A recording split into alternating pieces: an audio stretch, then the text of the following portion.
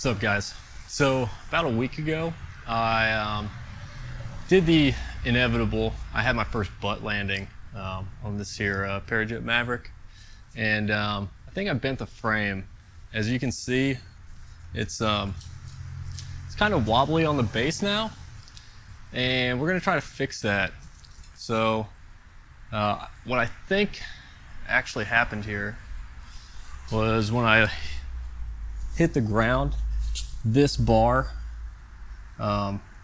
is what got bent, and I'll take some pictures and put some straight lines against the bar so we can see better just how curved it is. But it's definitely looking more bent than the other side. This one's pretty straight when you look at it, especially from the top-down view. Yeah, so that being said, we're gonna try to bend it back, and yeah, hopefully we can get it straight. So let's get into it. So I'm also gonna take this time while I'm trying to straighten out my frame to fix my hoop. When I got this motor, the hoop itself just didn't fit right, especially on, it was really on this side. So if you can see here, the hoop doesn't snap all the way in at this base. Now there's some pegs that go through and line up with a notch in the bottom of this hoop, and it kind of locks it in. Mine just on this side didn't fit, no matter how far over. I slid the entire hoop. Like, this side is maxed out as far as it can go to try to give this side clearance. So I'm gonna pull this, loosen my hoop up, pull that down, and just drill the hole over a little farther so that it locks in and snaps all the way up in place. So we're gonna knock that out at the same time.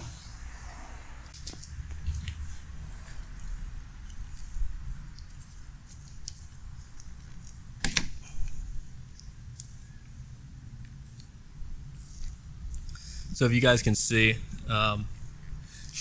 deep down in here, that hole that's drilled, you can, I don't know if you can see it on camera, but you can tell where the peg at the bottom was hitting the plastic. So we're just gonna drill it out to that spot right there and then snap it back in.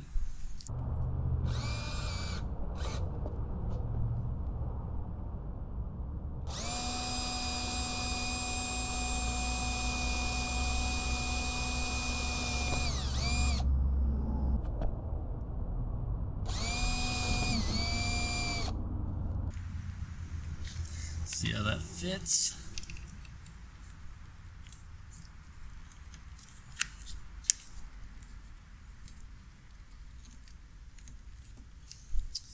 We're gonna have to knock out a little bit more.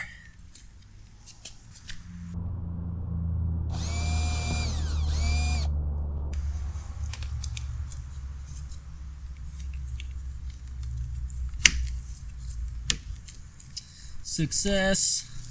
All right, one down. All right, we're gonna take some straps and strap my motor to this pole, hold it down, and then maybe we'll take like another ratchet strap and try and pull the bar out from the other side, or maybe I can push on it. But that's the current plan. See how well this works out.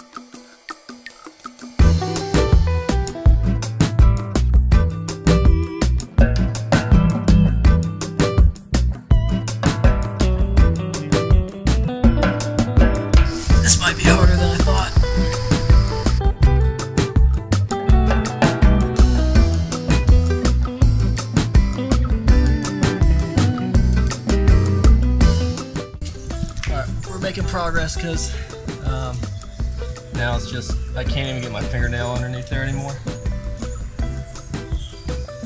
Let's try that again.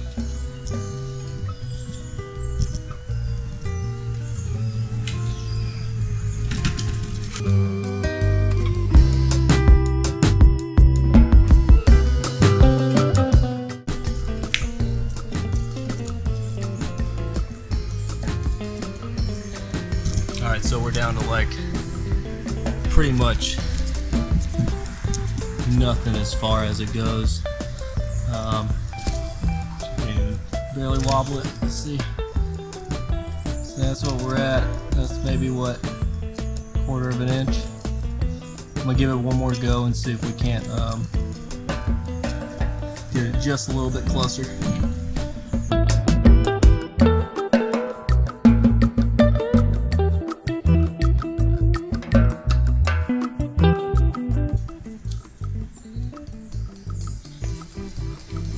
Alright guys, I think I'm going to stop pressing my luck there.